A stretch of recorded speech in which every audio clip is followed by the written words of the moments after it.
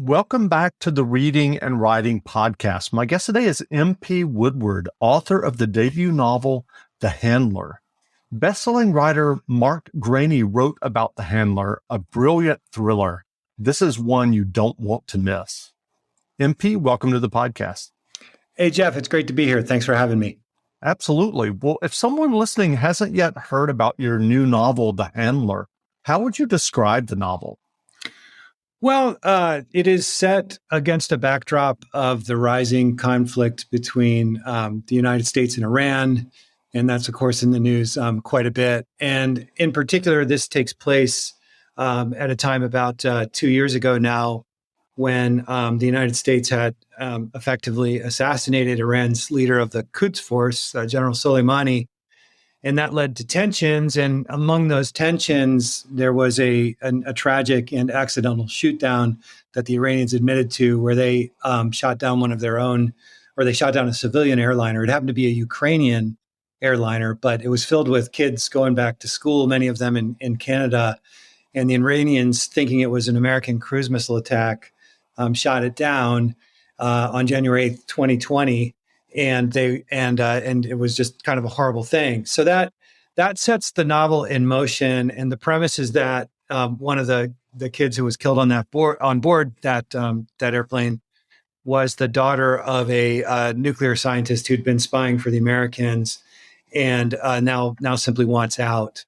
And wanting out, he has kind of lost trust with everyone based on the personal tragedies he's experienced, and he will only deal with the original handler he had at CIA, who had installed him years and years ago, who is now out of the CIA, and he effectively blackmails the CIA into wanting that guy to come back. That guy doesn't want to come back, but his ex-wife is still in the CIA, and so the CIA leans on her to get him back, and then together they have to affect the mission to get this guy out before he causes more damage. So that's more or less the plot. And I'm curious, do you remember the original idea or impetus that led you to write The Handler? Yeah, I sure do. I was an executive with Amazon and traveled quite a bit. And I was on my way to a business meeting actually on January 8th, 2020. So this was right before COVID. And that escalation at the time was kind of scary. That we had killed Soleimani, and we knew the Iranians were going to do something, and they ended up launching a bunch of missiles at an American base in Baghdad. And having come from that world a bit as an intelligence officer, I was paying very close attention to it. And then I happened to be flying that day on January 8th, 2020, and this terrible thing happened with his airliner. And I thought, what senselessness, what a terrible thing. And given that this was, friendly fire, Iran on Iran, what implications could that have based on who was on board that plane? And so that really got me to thinking about it. And it made me want to tell the story, not just as a us versus them, good guys versus bad guys, but as like real humans kind of caught up in this larger than life conflict between two nations that was spinning a little bit out of control. So that was the genesis. And had you written fiction before you had this idea and before you sat down and wrote The Handler? Yeah, I had attempted throughout my life. I back when I was an intelligence officer in the Navy, I wrote kind of a sea drama, and then later in startup companies, I wrote sort of a satire about venture capitalists, but neither.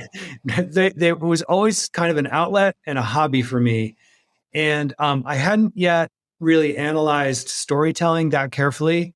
But then when my career at Amazon started, I ended up being in Prime Video and doing a lot of international distribution work for Prime Video, and that got me close to content creators and screenwriters and directors.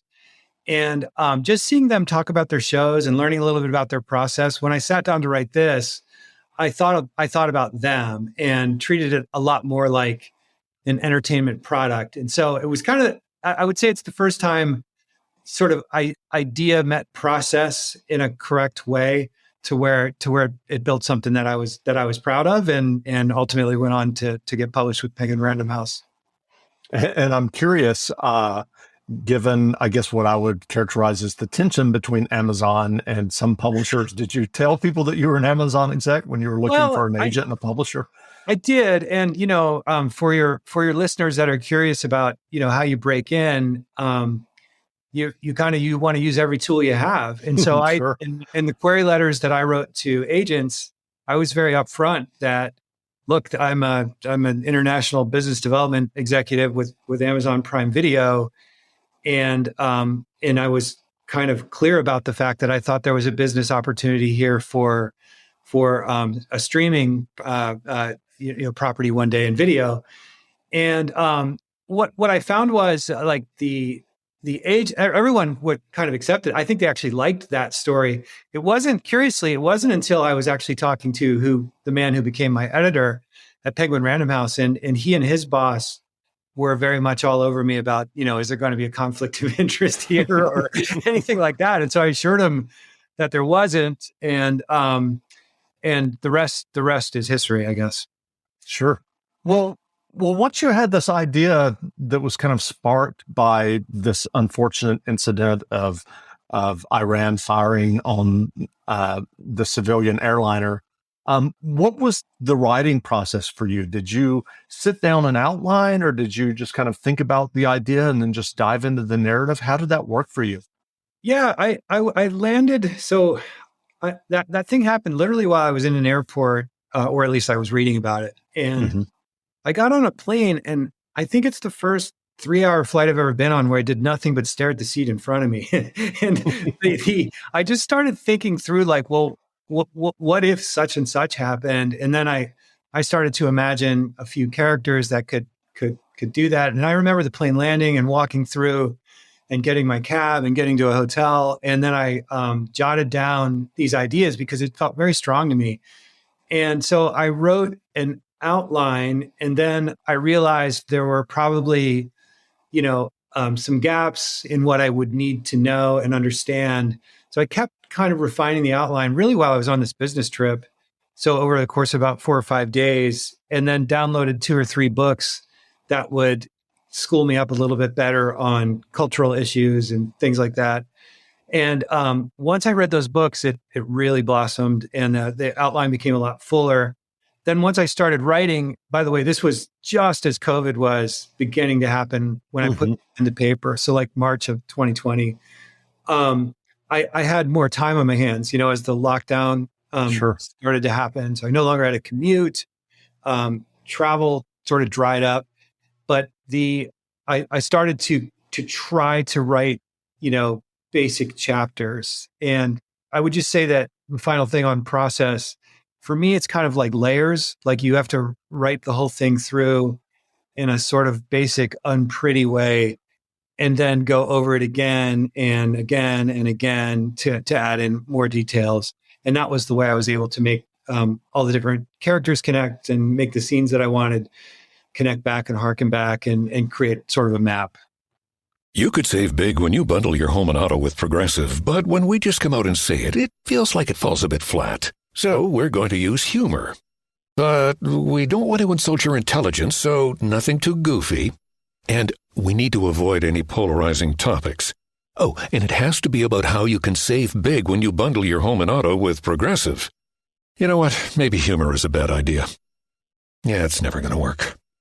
Progressive Casualty Insurance Company and Affiliates. Discount not available in all states or situations. Did you know 77% of women who wear bladder weakness products experience intimate skin irritation? As if having incontinence wasn't stressful enough. But Tena Intimate Pads have been gynecologist tested and do not cause skin irritation. Gentle on my intimate skin. I need to try Tena Intimate Pads. Visit TenaSample.com for your free sample. Kind to skin, protects like Tena.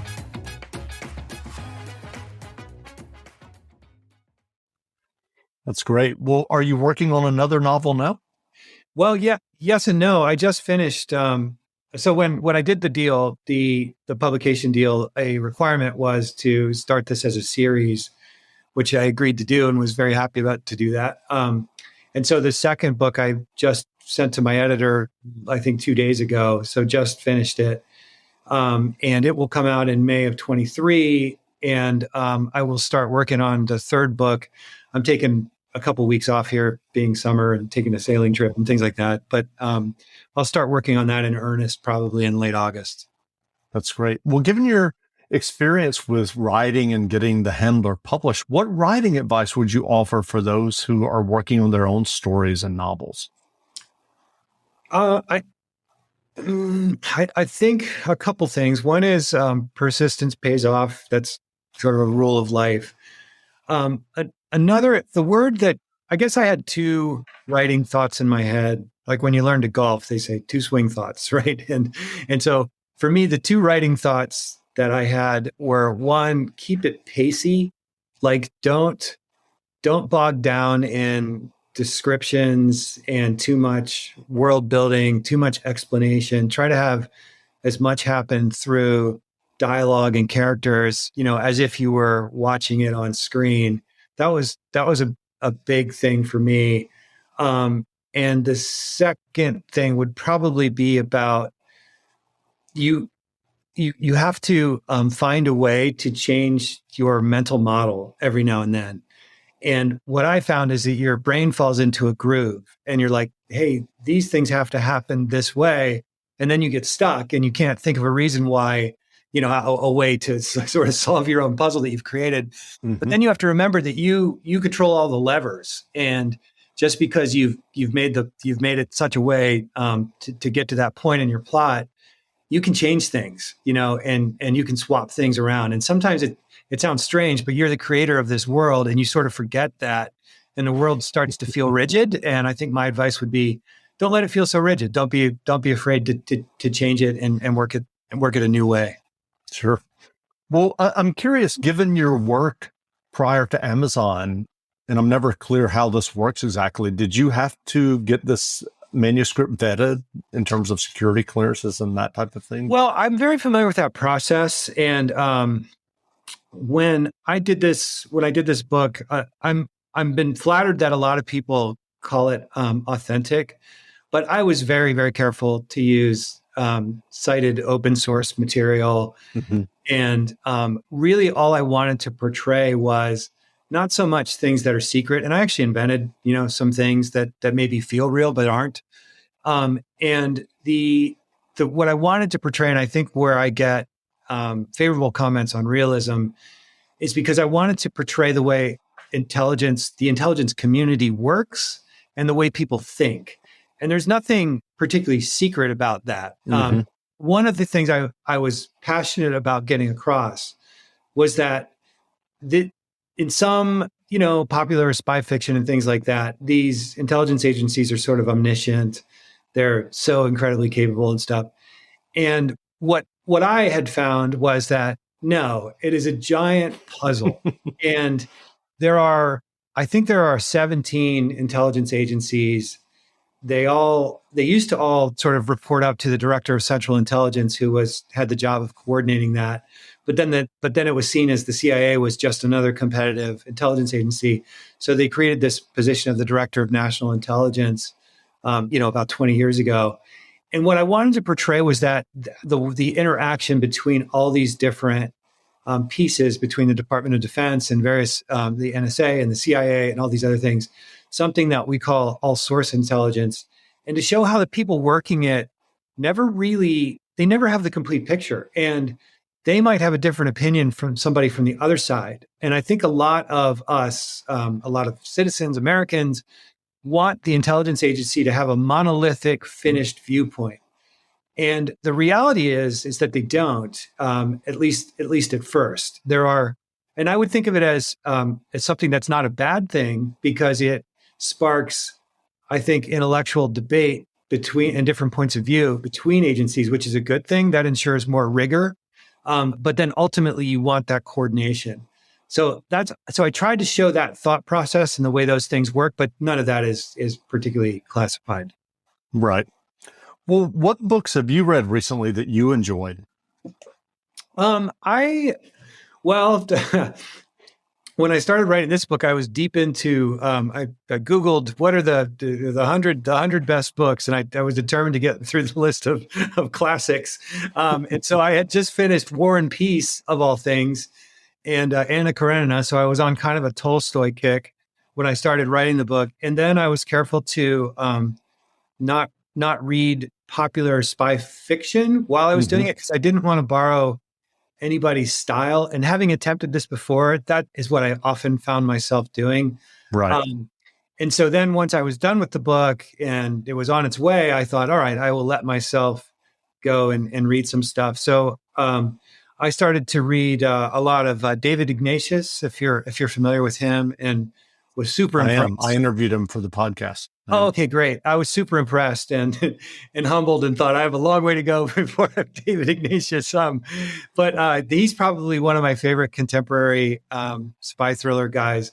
I also like the Mark Greaney books quite a bit, and have enjoyed those. And I even went back and, just for old time's sake, read some things that were more formative for me, like the Tom Clancy books, and some Herman Wouk books, and things like that. So for me, it's a mix of current and a little bit older. I guess I'm a little bit eclectic when it comes to my reading styles.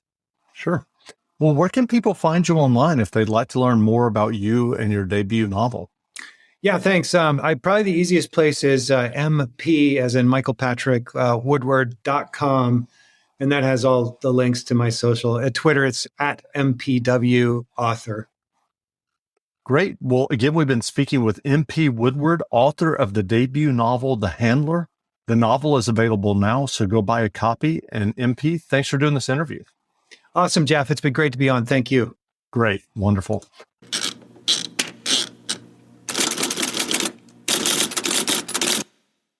You could save big when you bundle your home and auto with Progressive, but when we just come out and say it, it feels like it falls a bit flat. So instead, we're going to hire a professional voice actor and pay him absurd amounts of money to say, "I like this product."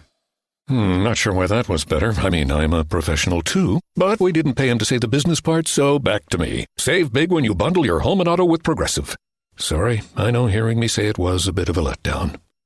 Progressive Casualty Insurance Company and Affiliates. Discount not available in all states or situations.